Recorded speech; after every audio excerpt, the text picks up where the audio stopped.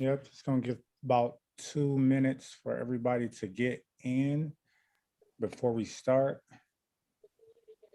How you doing, Charles? How are you, my good brother? Great, Okay, you hear me? absolutely. Okay, okay.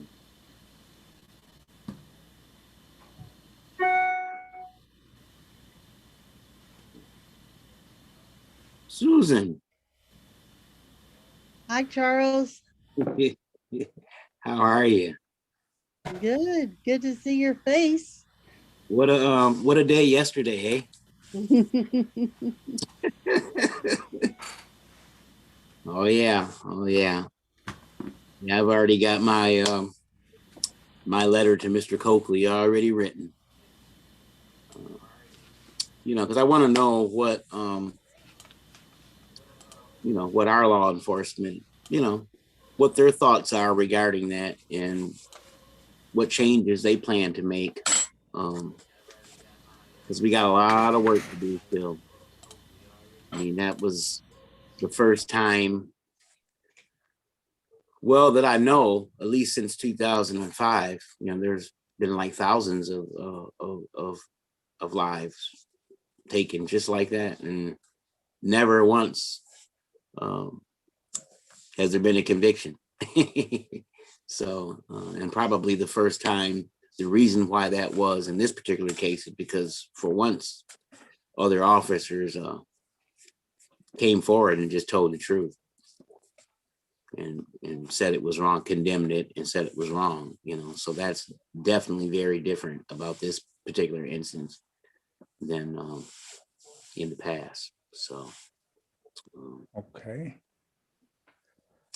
I'm assuming everybody All is. right, so I think we're gonna get started. Um, I definitely first want to thank Emergent Justice, uh, Alicia, Magic, and everyone for putting together this healing space of fellowship through dialogue and collective actions.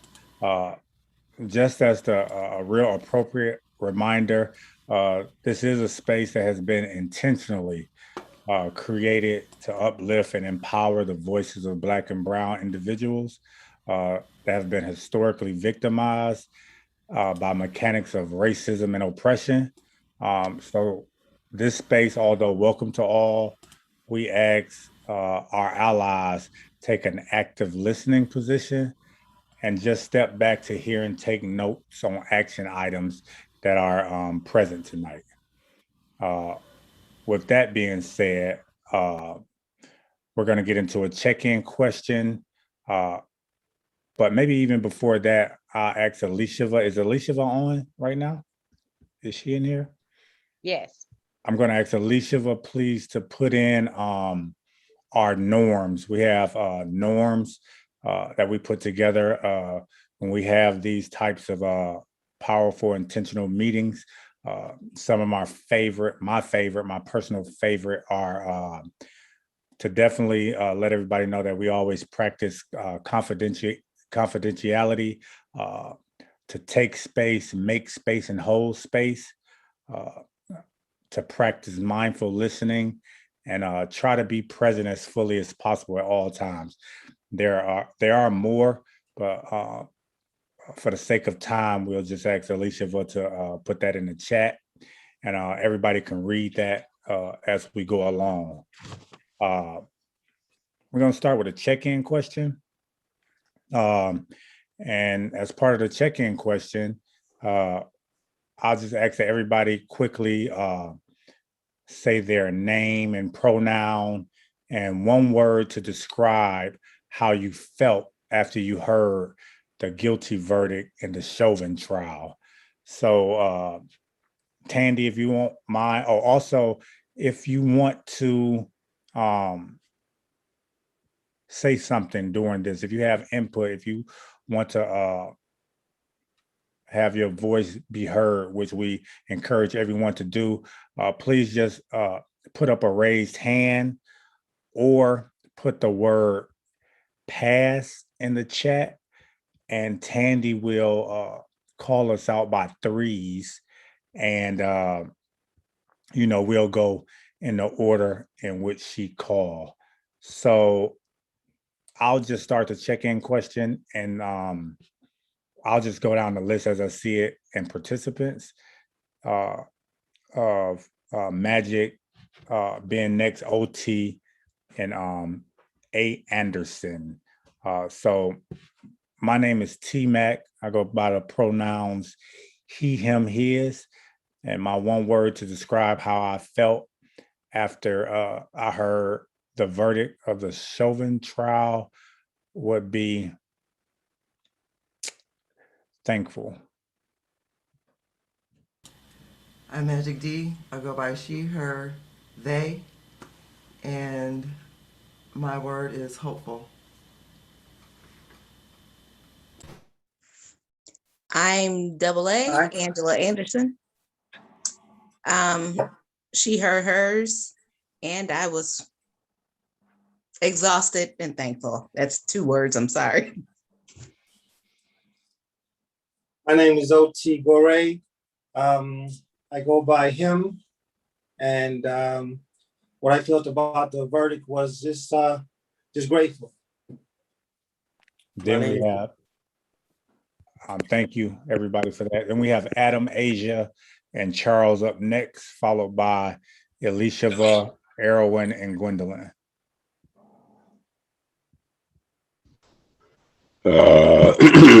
I guess my word would be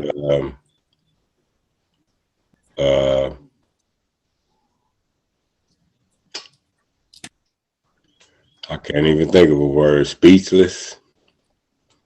It just brought me to speechless. That's my word.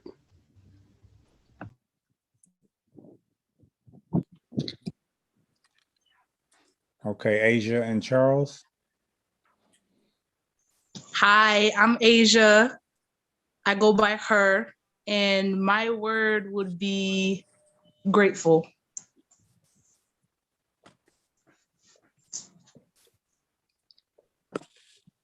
Hi everyone. I'm Charles. Go by him. And really, the first thing I felt was just total disbelief, because I really did not think that that was going to happen. As the hours went by, then I started to feel very grateful and happy. But yeah, disbelief. Okay. And it looks like we have, so I can't pronounce this name, but it's CXPHI. That's And Carlton, man. It's me. oh, what's going on, CX? How you doing? So we What's go up, with bro? CX, Dakota, and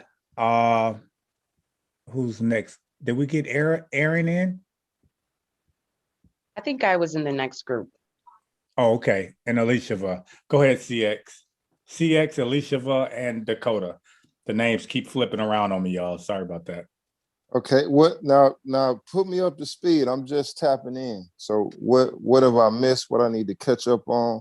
Everybody just making introductions, or So yeah, we're doing check-in questions, and we're asking that you just tell your name, the pronouns you like to be addressed by, and a one-word feeling after you heard the Chauvin verdict of guilty.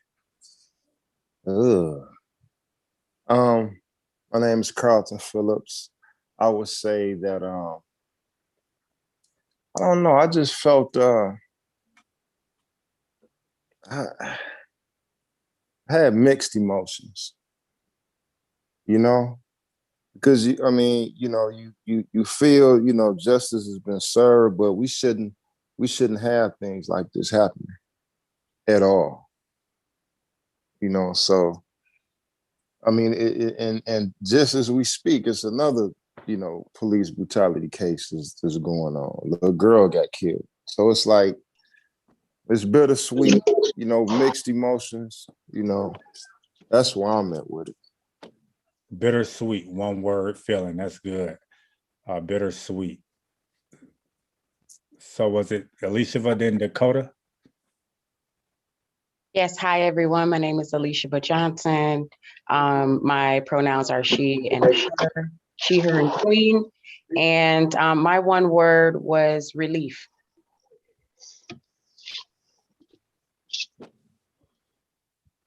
Dakota. Hi, I'm Dakota Wright, and I go by him and he, and I felt the same as Alicia or Tanoki. I felt relief as well. Okay. The next three up is Aaron, Gwendolyn, and I'm gonna skip iPhone because there's no name. I'm gonna ask iPhone to please put a name by that, and Karama. Hopefully I didn't butcher your name that bad.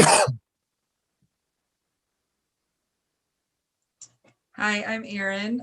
My pronouns are she and her, and my word was also relief, not to piggyback, but I felt relief, but a little bit of a confused relief, I would say.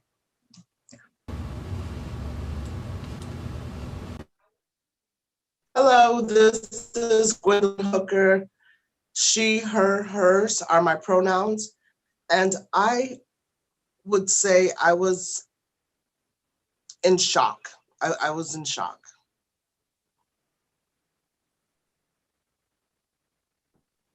Okay, that's good. Karuma, and please help me out with your name. Of course. Hi, everyone. My name is Kuru Rama. My pronouns are she and her. And Gwendolyn, actually, you took my word. I think it was just a feeling of shock yesterday. Okay, so the next three, I think we all were in shock also. The next three will be Lawrence, Shari, and Susan.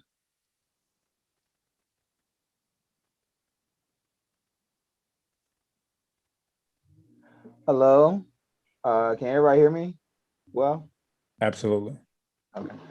Hello, my name is Lawrence. My pronouns are he, him, his, he, him, king, and my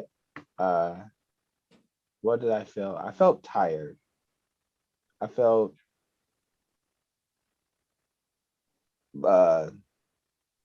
shocked and tired, but mostly tired.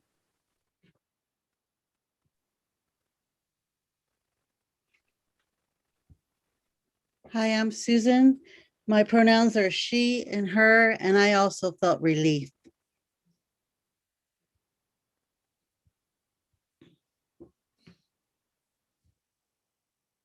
Okay, that's good. Relief is another very good word. We have Tamara, Tammy, and is it Tyree?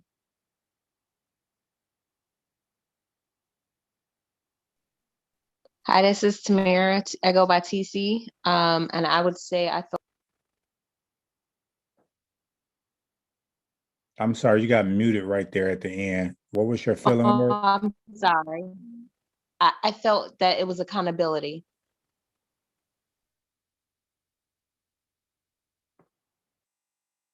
I can elaborate if you want me to. We'll have time to elaborate later. We're just doing one word filling. I appreciate your filling word. Yeah, we're looking to pass, Tamir. Pass on. Okay, so we have two more from what I'm getting, and that's just Tyree and Tony. So we can get those in. I'm next, correct? Yes.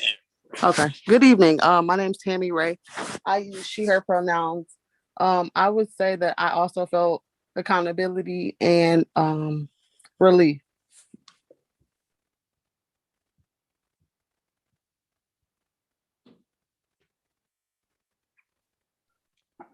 And did I miss anyone? Tony. Okay, please. Tony. Yes. My name is Tony. I go by Lamp, and I would say I was surprised. Okay. Those were all very good filling words. I appreciate everybody's responses. We're going to get right into it because we don't have much time right now. Just to reiterate, though, if you want to speak after the questions are posed, just put the word PASS, PASS in the chat, or raise your hand, and we'll have Tandy call you out in threes, just like we did, to allow you all the space to speak.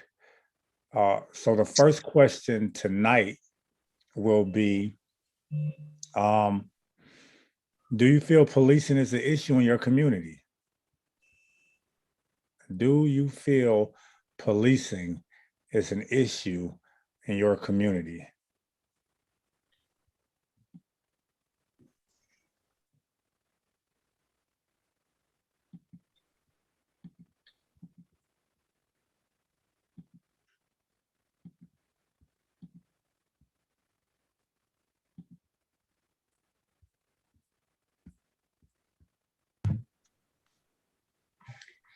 I am not seeing names, but I do see that Charles and Tammy have both replied in the chat in the affirmative. I don't know if they want to elaborate on their responses, Charles and Tammy Ray.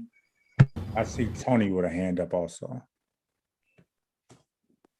Can we get a repeat of the question again? The question was, do you feel policing is an issue in your community? Let's do Charles, Tammy, and Tony. And then we'll start with those three.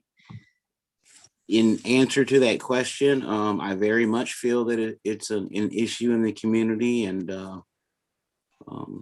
mean, I guess you know, the movement downtown was a good example of that, where people were wrongly accused and tear gassed by law enforcement, even though they had done nothing wrong and never came near any of the windows which were broken. So yes, I do.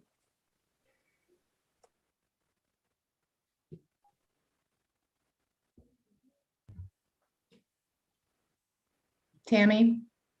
So I responded absolutely, because I feel like the police in our community have a hard time understanding the difference between enforcement and racial profiling.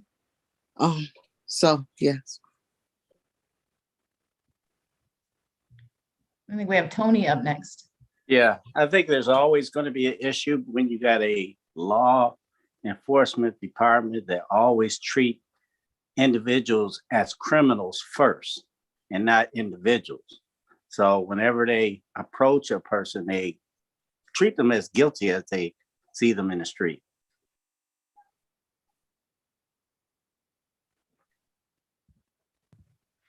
Thank you. We also have Tamara.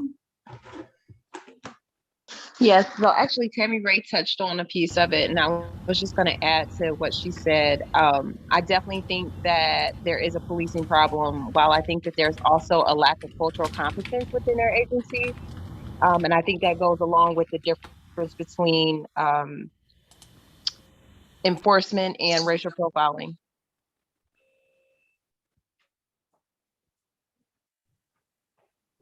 It looks like Lawrence is raising his hand as well. Hey, Lawrence.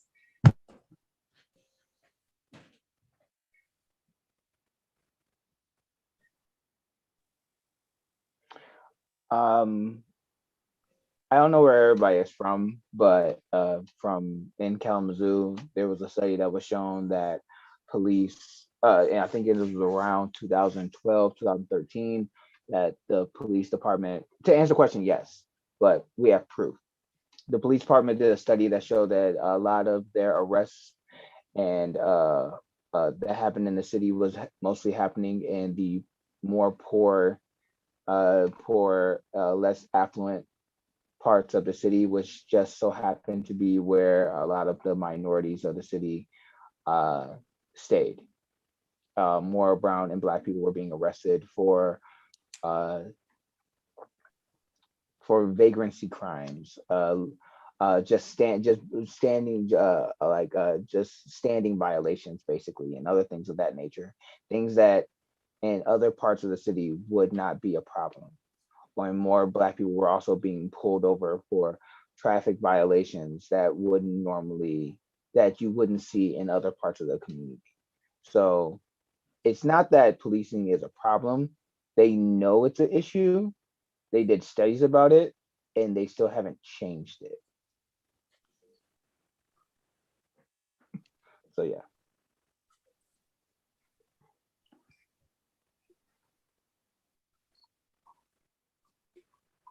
Do we have any more hand raised or anybody else?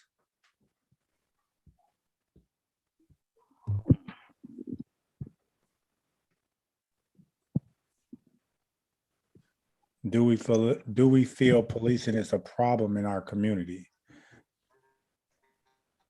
OT, did you have something you wanted to say?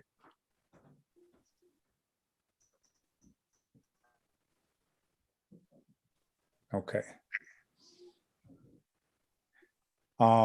So what's he getting ready to do? It I do sounds feel to the me policing like is a What's he definitely getting a ready to do? problem. go ahead, OT. Yeah, definitely. Can you hear me now? Yes, sir. Yeah, definitely. There's a problem with the policing. One thing I feel is that the power trip. The using the badge basically as a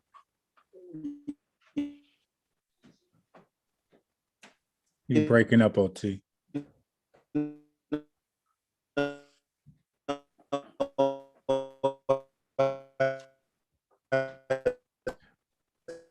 OT, sorry, we can't hear you, buddy. Brother.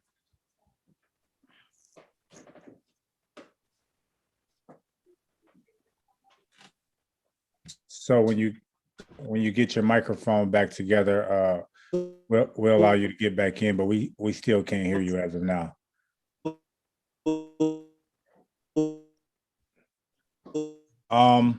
I think we're gonna have to mute him. I think if we can move on, there's some information in the chat that I think. Who is doing IT so that he can be muted? Yep, IT would like to share. His hand raised. Can somebody mute OT's mic, please?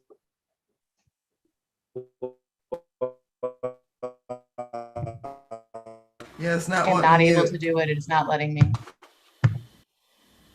Okay. You said IT had I mean, who did you say had a hand raised? I did. IT. Okay. Let me take care of this right quick. Okay. Yes, I feel as long as we keep hearing these horrific stories, just like hearing today the 16-year-old being shot. Right. There's just 2 shootings, today between hearing the verdict. So until we are not hearing those stories, there is going to be continue to be a problem of policing in this country. Absolutely. Like Tony has their hand raised. Okay. Yeah. A lot of the policing problems come within the Department of the Police. They're in the hiring practice of hiring a lot of ex-military. So they are programmed to look at everything as the enemy. So you letting them loose out here in the street and they look at everything as the enemy. And that's another reason why we have a problem with police departments. Absolutely. So, I mean, just to keep it real, I'm pretty sure everybody on this call believes and know that policing is a problem in our community. It's something that we've been going through, something we've been struggling with, a problem. We've been victimized because of, like people said, racial biases, social economic biases, all the things that we already know. But I think what's important is this next question, which is, what can we do to strengthen police and community relations? Because knowing a problem without trying to formulate some solutions from the side that we can be involved with, that we can be impactful and intentional with solving, is kind of futile. So the next question is simply, what do we believe we can do as a community, as Black and brown people, to strengthen police and community relationships?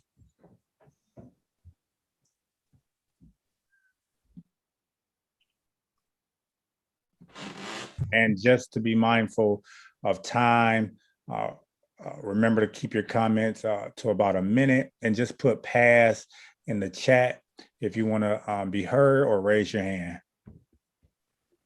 Like we have Angela Anderson and Asia. Hey, one of the things I was thinking about in terms of policing and improving the relationship is definitely bringing back the human side of policing. There was a time there were community officers or police in the communities, forging relationships, getting to know the people in their particular area that they patrol, getting involved with the games, activities, that type of thing, and stop criminalizing the very existence of individuals, mainly Black people, standing around. Get to know the people, get to know who they are and who they're related to, who they're connected to. There's nothing wrong with humanizing relationships. That's one of the major problems. And also bring police, make them live where they work, period.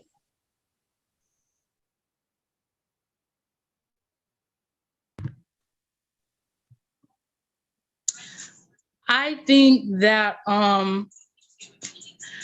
that kids should speak more too, like African American kids, Black kids. I think that they have a big impact because it, like, I'm sorry. I'm kind of nervous speaking in front of everybody, but like kids have a big impact too, because they're trying to put police officers in schools.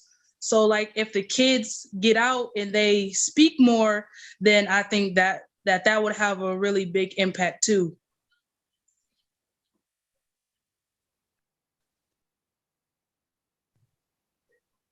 Next up, we have Tamara and Mendez.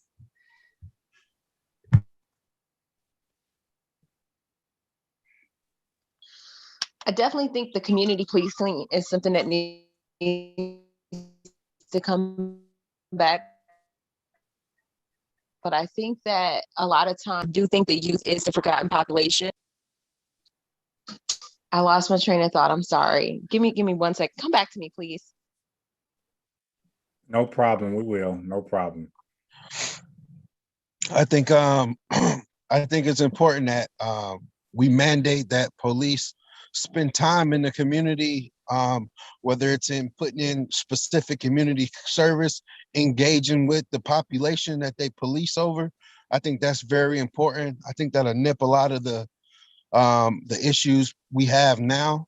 So yeah, I think we should try to work on mandating that they be involved and not just have an option to attend, because I know police now have an option to attend community events, but we should be mandating that across the board, because a lot of police don't come from the community and they're policing. So it's very important that they meet the neighborhood and get to know everyone, period.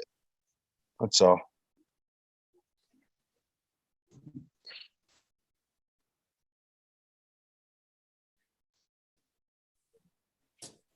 Absolutely. I think it should be important. It's important to remember that it was a 17-year-old girl who video recorded what happened to George Floyd. It was a Black youth that did that. So it's definitely extremely important. The youth is important, has always been important in every movement we had in our community. They have been the leaders, as a matter of fact. And also making police stay where they work, and not just superficially, because I do believe it's already mandated that police officers live in the city in which they work for. But I mean, I'm from Detroit, Michigan, so if you tell me a police live in Detroit, but they live somewhere on the outskirts, like one toe away from, Southfield or Oak Park or whatever the case may be, that's not living in the place or area that you work in. That's just not the same thing. So demanding real involvement, demanding that they live and and be involved with the community that they actually police will help and humanize us to them, and it also help us familiar ourselves with them so that we have more respect and not as big a fear when we see them. So I just wanted to uplift those points. Anybody else had their hand raised or put pass in the chat? It looks like Elisheva wanted to weigh in and then Tony. Thank you, Tandy. So yeah, one of the things I think we should do is demystify the police's role in our community. They're not superheroes. They're regular everyday humans. They get 401ks. They care about their families. They are trying to go to work and come home in one piece. Again, they're not superheroes. I love the idea of, building relationships with them. They are being called to be social workers, showing up on site, figuring out, trauma and mental health advisors, right? They're being asked to be all of these things, and that's not their jobs. And so making sure that there are people there whose roles that is.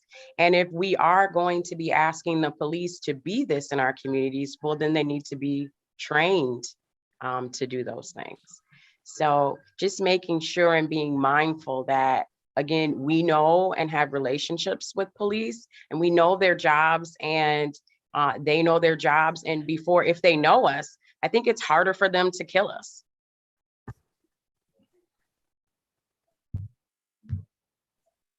I think that we have Tony and then Lawrence and then Tamara also would like to chime in. Yeah, I'm Tony. I'm from Highland Park. Englander years ago got away with the residency qualification. So now anybody can live anywhere. That's what started the whole situation. Is now police officers, city workers, firefighters, they can live anywhere. They do not have to live within the residence.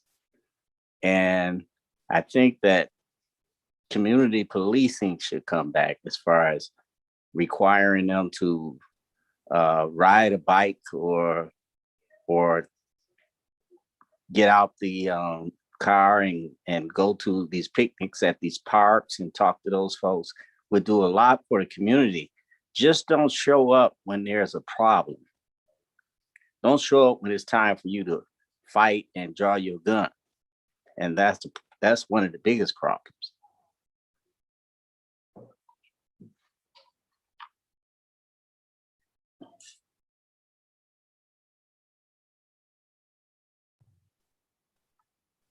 You were up next, Lawrence. Oh, my bad. I didn't know. I think relationship building goes both ways. Like, yes, we can invite the police to the cookouts and to the parties and to the events or to the sporting events, to the games and things. But I think relationship building goes both ways. That also would require the police to be transparent when disciplinary actions of a police officer needs to be taking place, and being transparent with said community that if we have a complaint about an officer that is actually being taken seriously, that there's that if there is an oversight committee on the police, that they actually have teeth and they are actually communicating that to the community, that our issues that we're having with certain officers or with a department is being heard.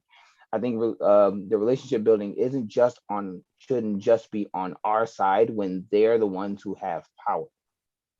I also think that when it comes to that also doesn't just come with our policing, that also comes with the people who, when it comes to the hiring practices, I agree with a lot of the points that were already made about the police officers living in the community and dealing with more social work. I think that another policy or something that should be done more often or even talked about is that sometimes we need to be having more social workers going to calls instead of police officers who's been training more with weapons than actually de-escalating tactics or acknowledging if someone's having a mental issue or being able to understand if someone's not being able to communicate. There was a story recently that was in the news of a woman who had dementia, Alzheimer's. Uh, they took something from Walmart and they were walking home. She did not understand what the police officer was trying to communicate with them, and the police officer threw her on the ground, put her in handcuffs, threw her on top of the hood, and she was not mentally aware of what was going on. So it goes both ways, in my opinion. Like, yes, we can have them come and spend time in our community, but we also need to have transparency with them so that we know that our issues are being heard and we're not just being gaslit, if that makes any kind of sense.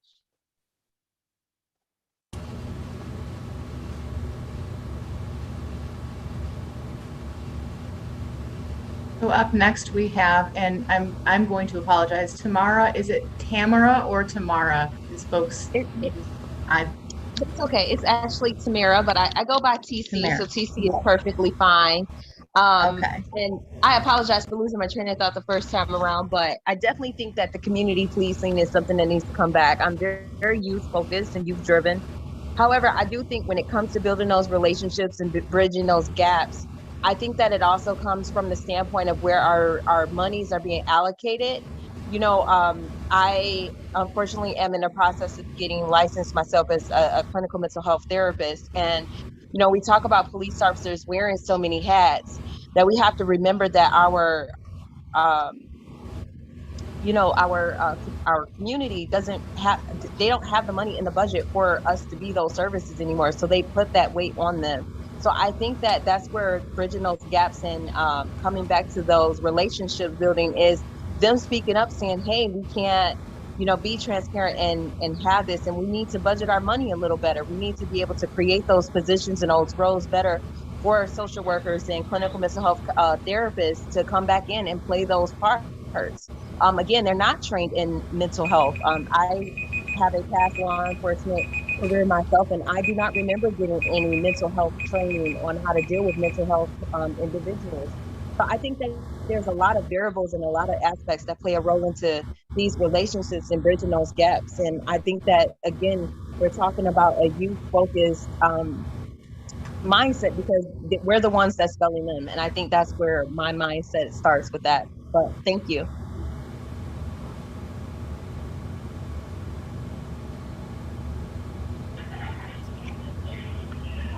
In reference to, hi everyone, glad everyone's here.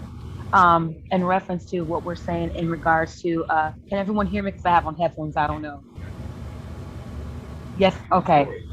In reference to everyone saying community policing, there was back in the day a thing called Neighborhood Watch, and it was actually a real thing. But it wasn't something that it was a sign that you put in the window that, hey, I'm watching you. It was just community policing. It was us watching our communities and looking out for the people in our communities. Yes, we do need police for certain reasons, but again, I keep hearing people repeat that we're policing ourselves. And if that means that police are wearing several hats, social worker, dealing with people with mental health and issues like that. How great would it be to have people in our community, within the community that know it, actually step up, help out, maybe get certain people in the community trained, or if they want to do that, and see if they can help out and de-escalate issues before they require the police to even be there. I know where I live at, I've been there a very long time. And when there are actually issues in the community, people actually come to my home or come to my house for several different reasons to help de-escalate issues. And I feel like that's just me being part of my community, So in regard to policing, if there's a way that we could designate a person that's already in the community that can maybe be a in between or a bridge before we even get to the point where we get police. I think the first thing that we go to as people is, oh my God, it's the issue, call 911. And if there's somebody already in there that has that training or has that know-how or and has a connection within the community that can do that, that would be even less policing going on, and then even more encompassing for the community. We feel like we're not being policed so much, but that we're doing things together. So I'm not saying that police don't have their role in the community, but one thing about the Black community that we don't have is the togetherness. And then by building that from within to the outside, there's less of outside interference and less issues and more togetherness with us. And we're starting from the family, because that's really what it stems from, is a family environment, if that makes sense to anybody. Yes, I see people nodding. So, Yes, okay, thank you. that was my comment. If you all hear a timer in the background, we try to limit our comments to 1 minute. So if you hear that timer, and if you're still speaking, if you don't mind wrapping up your comments, so we leave enough time for everyone to speak. We're going to take Looks two like- more on this particular question, Tandy, and then we're going to move to the next question, okay? Okay, it looks like we have TC's hand is raised again, and it looks like that is it for now. Okay. Yes, I apologize. I just wanted to elaborate a little bit on the community policing. I grew up in the Detroit area originally myself, and I remember being a part of programs that the police departments offered. And I think that was the standpoint that I was trying to, I guess, maybe get to, and I should have elaborated. But, bringing back, the junior cadet program, bringing back, there are programs that I have questioned KDPS about that I never even knew existed, such as their, oh my gosh, they have a couple of them. I'm trying to think. I'm so sorry because it was on the spot. But there's one that they gave up, and they recently switched it off due to COVID, and they, sponsored the Big Brothers Big Sisters. But I still think that they could have done things throughout the pandemic to really put those positive initiatives out there. And I just think bringing back those positive initiatives and being more involved and bringing back those types of community policings, I think that would be a plus. So I just wanted to elaborate on my comment. First of all, TC, there's absolutely no reason to apologize. Everything that you said, I agree with 100%. Everything that everybody has said is so valued, is spoken so clear, and it's so important. The things that everybody is talking about, and to kind of uplift what Diamond was speaking about, maybe we can also reach out to the police and let them know, hey, my name's Diamond Ray, and when something goes on in the community, people reach out to me. So forging a relationship with the police officers, letting them know in our community who are those go-to people, those point persons that has trust with the community, that also maybe those people can establish further trust with the officers in our community, and we can do things other than just lock people up. We can have different avenues and resources, and just other options other than locking people up, criminalizing them, victimizing them, and putting a number on their back, like I still have, and like I got so many years ago. And last but not least, I was actually a part of the junior police cadet program back in '95 when I moved back to Detroit, and it gave me something to do over the summer, something positive. They actually paid us for it. I learned a lot, and then bam, just like that, the next year, it wasn't available anymore. So those type of things, I definitely agree with. Need to come back, and these are things that we need to bring up in our communities. But pushing along forward to the next question, and a lot of the things that you all talked about, I really just smile a lot because there were things that were talked about and that things we're going to try to get to and cover tonight. Of course, we can't cover everything, but how do you all think we can have an effect or influence uh, over the people and the people that put the policy and training in place for the police officers. What's our role in that? How can our voices be heard? How can we be impactful and represented on that front to those individuals that actually put the policy and training in place? And what type of policy and training would you all like to see?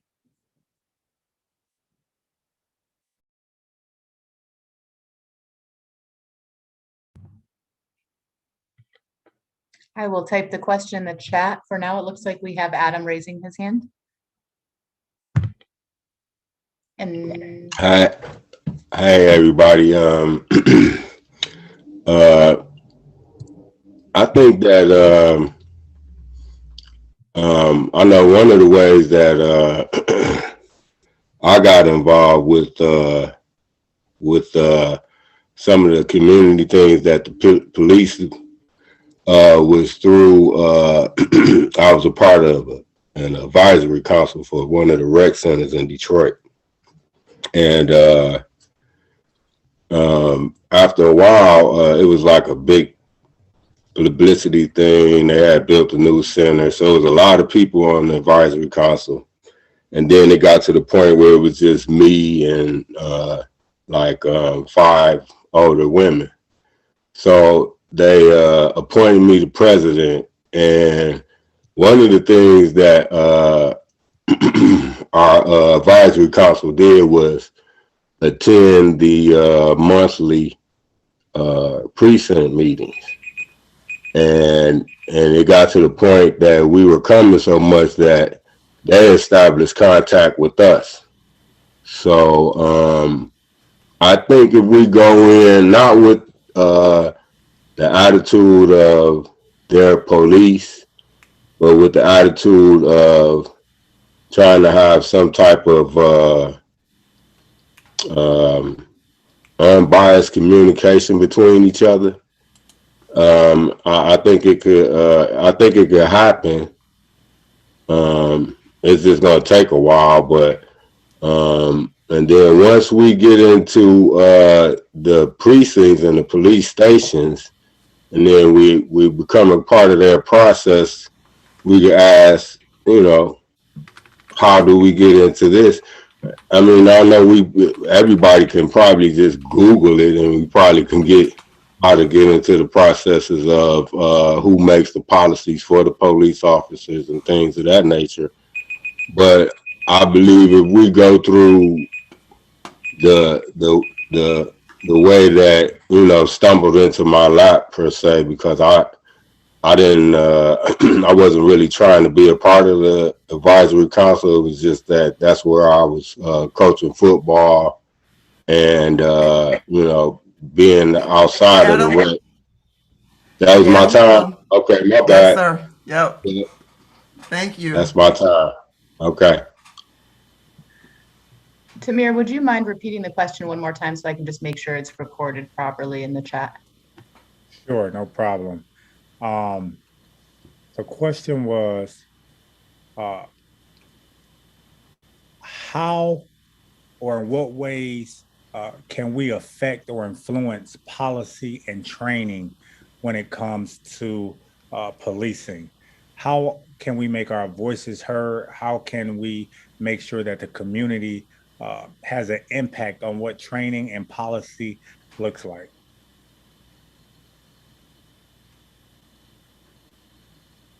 Great, and I think that next we have Gwendolyn. Thank you. Hi, everyone.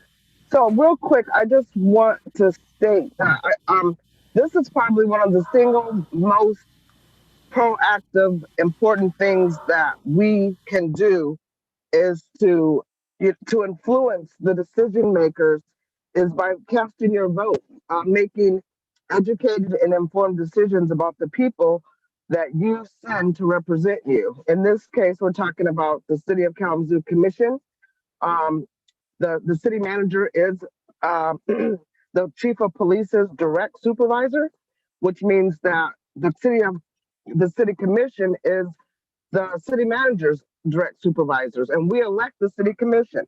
And so, we really have to be intentional about choosing the people that we put in office to represent us when we get them there. And if we do that, then the policies that we want to see will be reflected by where they spend their money. It brings to mind the budget. Is that my time? Yes, I know a minute goes by as fast. I'm so sorry, y'all. Next up, we have Diamond, But Mendez, that's and fine. Charles.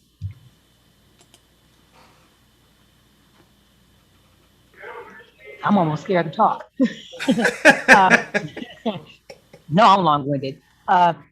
So quickly piggyback off of what Adam said, I think for the majority of this experience, I've understood that there are cops and police out there that are not part of the system that's working the way it's supposed to, that want to actually keep their jobs and want to be involved. So I agree about this being a democracy and us showing up and just giving our piece and giving our opinion to how we want our communities policed.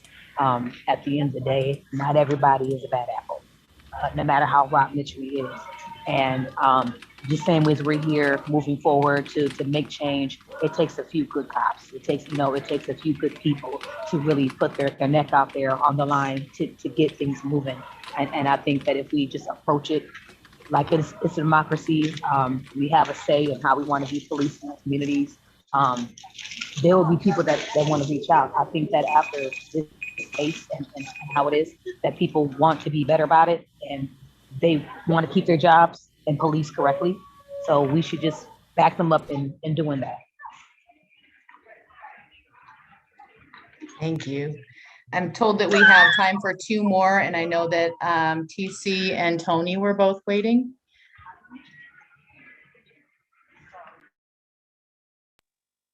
Okay, I'll go. So one of the things that I've been doing is I've been building a relationship with the local police academy, Stacy Ledbetter, and some of her people over there. I do think that helps bridge that barrier as far as what the requirements are is for training and helping to assist to get those policies through.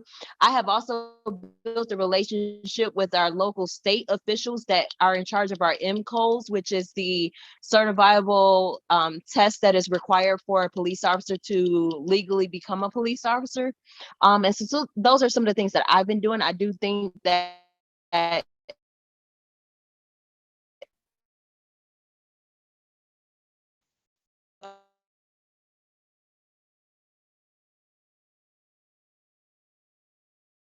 did you guys hear that? I'm sorry. Did Tony No. go or am Oh, I up? your phone broke up. Okay, Can you I'll repeat go. that last part? No worries. So one of the things that I've been doing is I've been trying to build a relationship with our local police academy through KVCC. Stacy Ledbetter is one of the individuals that is in charge of that program. And a second thing that I've been doing is I've been reaching out through the state local officials that are in charge of the MCO certifiable exam that is required for police officers to it's required for them to become a police officer. And those are some of the things that I've been trying to bridge those gaps and build those relationships and bring my questions and thought processes to them in how they're training newer incoming police officers. I do think that if we apply pressure with our local city commissioners, as well as our mayor and our local police department, to maybe apply that pressure too and kind of like build that relationship collectively, because it is something that's local, that we get policies and create a new positive avenue. And I think I reached my minutes, so I'm going to end it on that. Okay, let me just jump in real quick. I asked everyone, I don't know if everybody can see the chat because I know everybody's on different devices, but if everybody is okay, or whoever is okay with extending this an additional 15 minutes, we're having a nice, robust, healthy conversation. And we have to get to Charles with steps and actions we can take right now, and Adam with next steps. But we also have a couple of more people that want to respond, like Dominica and Jacqueline. So if everybody or who's ever okay with it, please write yes in the chat. And we'll stay on for a few extra minutes if it's enough participants. And Dominica, you can go ahead, followed by Jacqueline, I believe, Tandy, if I'm not overstepping. Oh, thank you.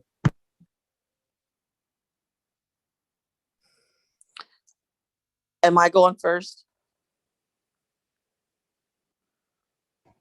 So I was just kind of listening in at what everybody was saying and definitely agree. Like the young lady said before me, I also Dominica, your phone is reports breaking with up. local police. Okay, I won't go because I won't go because I'm coming off work, so I'm No, driving. we So can I'm hear probably you in a bad now. area. We can hear you now. Just keep going. Oh. Okay, I just wanted to say that I definitely agree with everybody on the call, everything everybody is saying. Like the young lady that went before me, I also too have begun to build rapport with the local police department. Vernon Kirkley is our chief in Kalamazoo, and he's very good.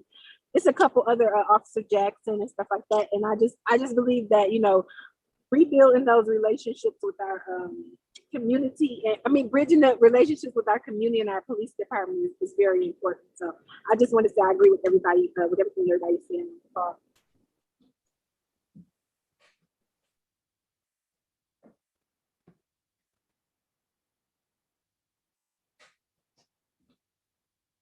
Who was next, Tandy?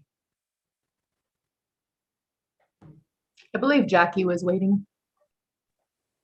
Oh, okay. I was going to say that we have a local dispute and resolution services through Griffin Place as well. I believe it's still through Griffin Place.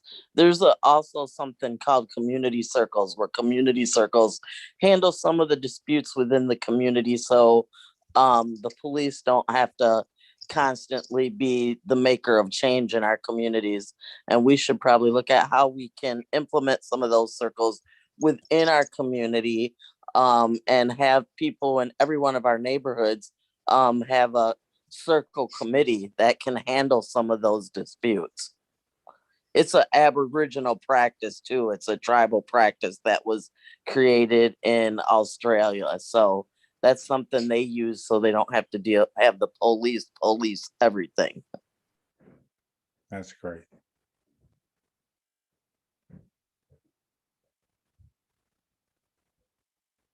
Do we have anybody else hand raised or with pass in the chat? We got time for probably two more before we move on. I see you, I Diamond. wonder if some folks that hadn't spoke up, if they would like to speak at this time. Like we haven't heard much from Jeray or Eric. Also would love to hear from, is it Eric B?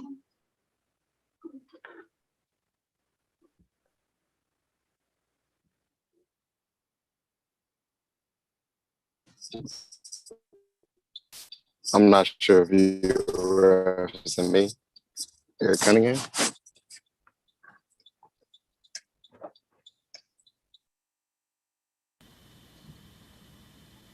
Yeah, we can hear you.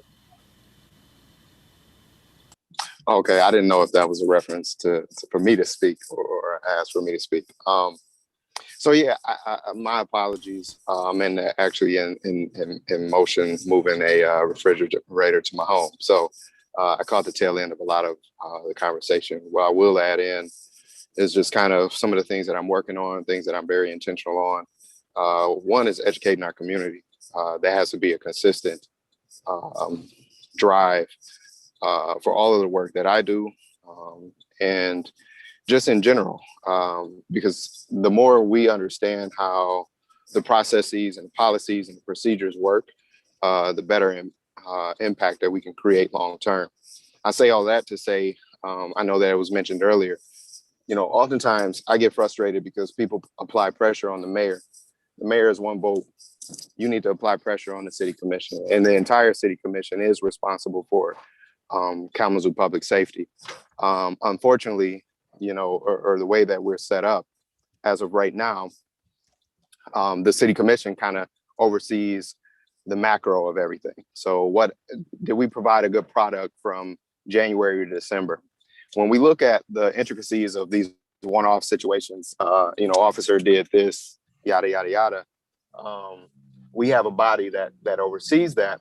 But the issue with that body that is more entrenched in those day-to-day components is they're an advisory board and not a oversight board.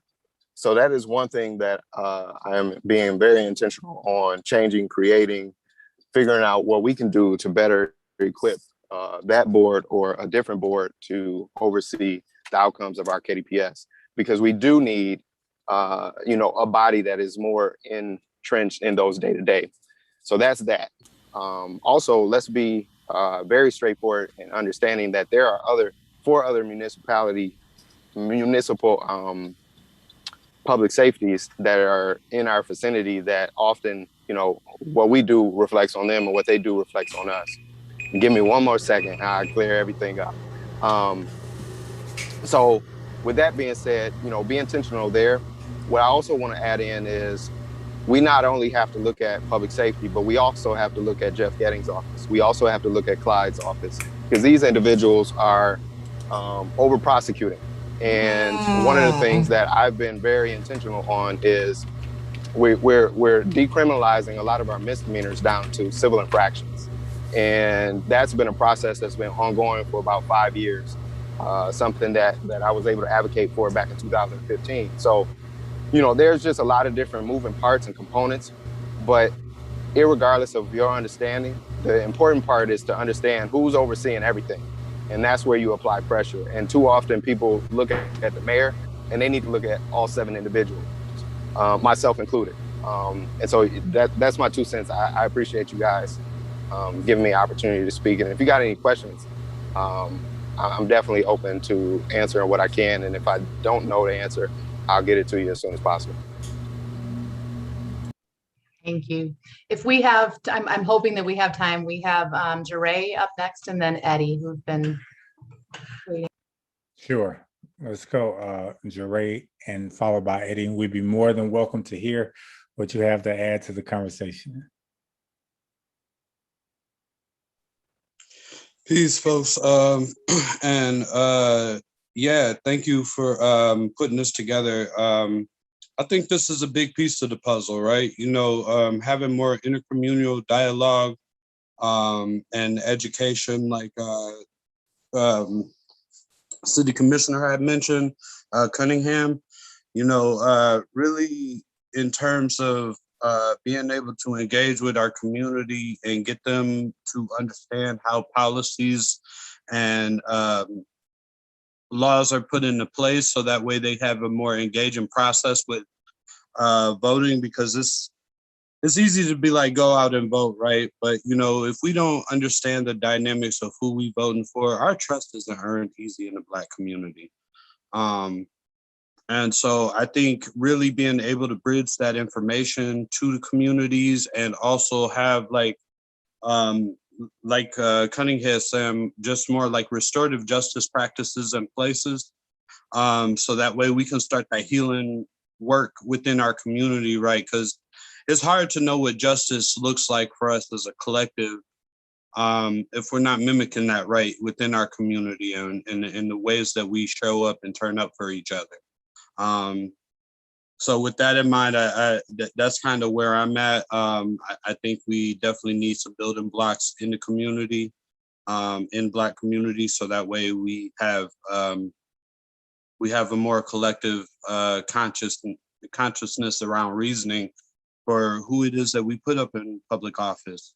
That's kind of my take on it.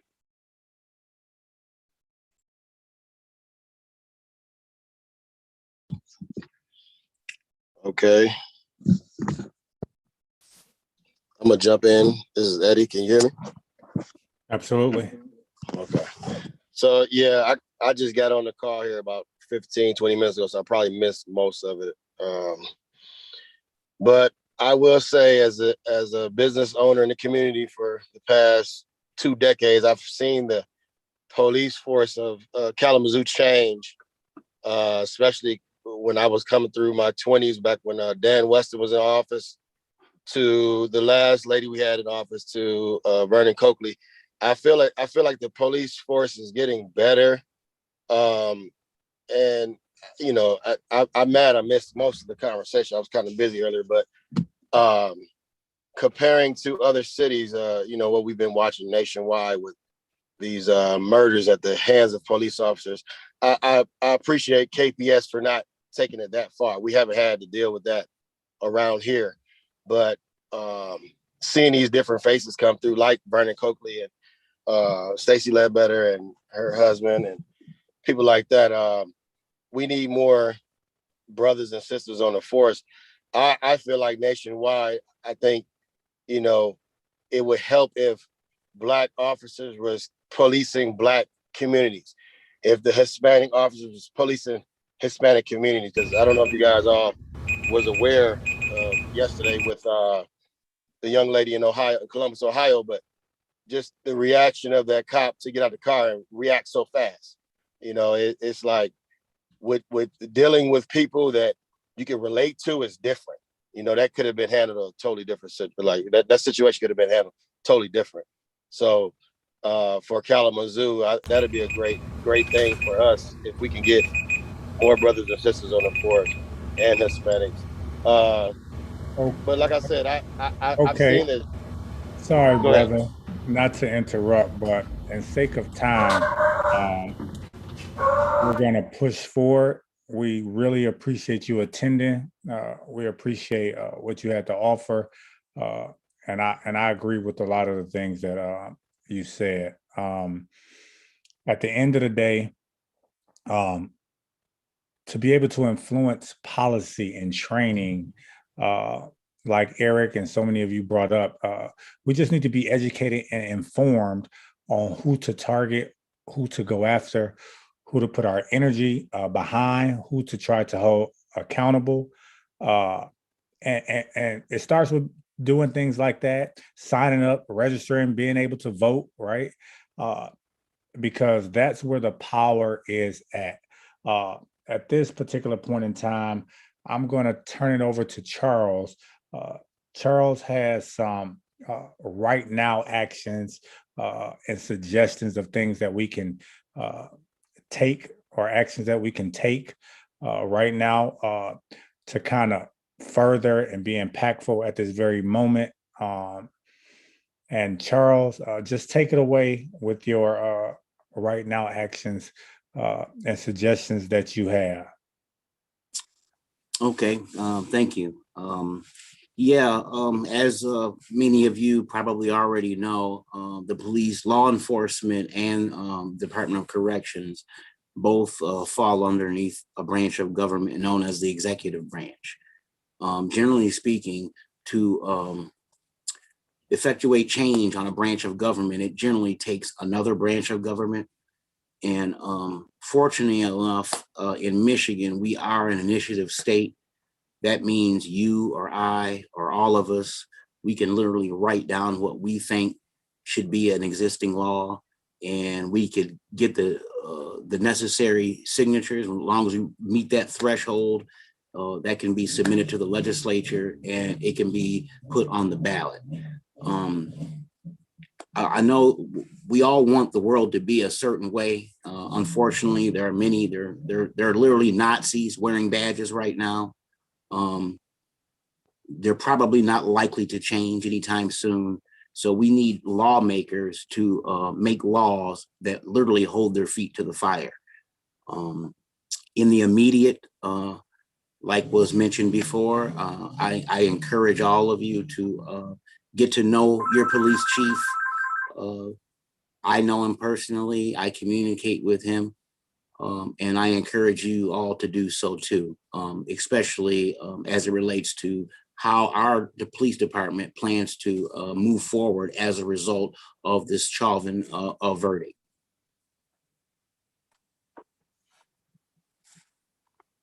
Thank you, Charles. So just a real real quote unquote simple thing that people can do is write a letter to your police chief, introduce yourself, let yourself be known. Be aware of who he is or she is. Let them be aware of who you are. And small things like that are actually extremely large things. Just like this Zoom right now, this quote unquote small meeting of very powerful individuals is actually an extremely large thing. Now, Adam, uh, I'm gonna pass it over to you so you can address some next steps for everyone who's on the Zoom with us tonight. Hello, everyone. One of the next steps we like to do is to see if we can get participation into the emerging justice. We would like to have you guys included in our in our group. So what we're asking is that if possible, you could in the chat put your emails in the chat so that we will be able to contact you when we set up a follow-up meeting. And one of the other suggestions that I have for next steps would be that we engage in setting up a committee that would possibly, we're looking into those questions that we had today, making the movement to get those questions answered. And I guess the next step after that would probably be we get back in contact with everyone and let you know when the next meeting is and possible agenda that would allow people to set up those committees for those questions, those movements, and those things to be, so we can get them moved forward, and we're just not having a meeting to have another meeting and have another meeting. So I see we got some in the chat. We got some emails, so that's good. Let's try to affect some change, and that's it for my next steps. Thank you all. Thank you, Adam. Thank you, Charles. I see we put the Emerging Justice website in the chat as well. Man, this conversation was awesome. It was inspiring. It was motivational. But if we're not the people to be the actual foot soldiers to change our community, the change is never going to come. So encouraging everyone to participate and being part of the solution and not the problem by being active and put some action behind your thoughts. Alishava or Magic, do you all have anything you all would like to add in closing? No, traditionally we would honor your time, but we really appreciate you all staying on a little longer so that we can continue this conversation. We'd like to have more conversations in the future, and we'll be reaching out to you because all of this information that was shared tonight is information. It's actually research, and it will be collected and used for movement. Because like Adam said, we don't want to be just meeting to be meeting. It'll be some actions we can take together soon. Thank you all for, having and this, coming to this Zoom call and being very open in yourselves. We invite you back. Thanks. I don't have anything to say, but just I'm inspired by all of your synergy your spirit and your dedication to liberation and just a code. I see this as a form of mutual aid as we are sharing knowledge. This is a knowledge sharing exchange, so a mutual aid of knowledge that we're sharing. So I appreciate all of you on this call. Okay, thank you, Magic. Thank you, Alicia. Again, thank you all the participants. We're gonna let you all leave now, but I will ask for those core members of Emergent Justice to stay on for about 10 minutes. And with that, good night. And I just hope that this meeting and the spirit of this meeting is long lasting. And I can't wait to see you all again.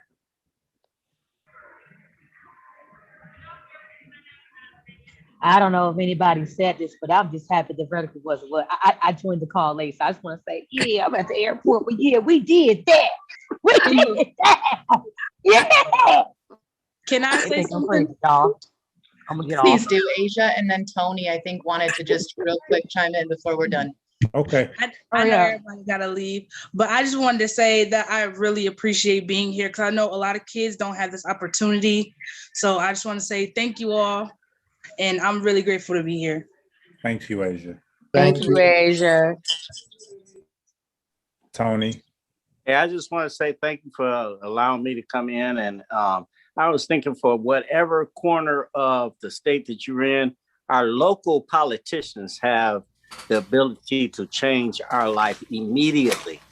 So you have to think about how can that politician, that mayor, that council person affect my quality of life. And if they're not making your quality of life better as far as your community better, your police department better, your fire department better, then you have to move on from them.